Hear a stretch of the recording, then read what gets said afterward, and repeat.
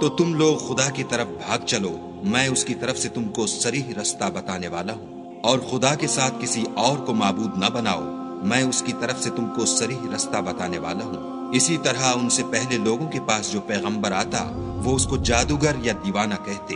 کیا یہ لوگ ایک دوسرے کو اسی بات کی وصیت کرتے آئے ہیں؟ بلکہ یہ شریر لوگ ہیں۔ تو ان سے اعراض کرو، تم کو ہماری طرف سے ملامت نہ ہوگی، اور نصیحت کرتے رہو کہ نصیحت مومنوں کو نفع دیتی ہے۔ اور میں نے جنوں اور انسانوں کو اس لیے پیدا کیا ہے کہ میری عبادت کریں، میں ان سے طالب رزق نہیں، اور نہ یہ چاہتا ہوں کہ مجھے کھانا کھلائے۔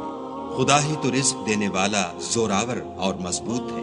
کچھ شک نہیں کہ ان ظالموں کے لیے بھی عذاب کی نوبت مقرر ہے، جس طرح ان کے ساتھیوں کی نوبت تھی، تو ان کو مجھ سے عذاب جلدی نہیں طلب کرنا چاہیے۔ جس دن کا ان کافروں سے وعدہ کیا جاتا ہے اس سے ان کے لیے خرابی ہے۔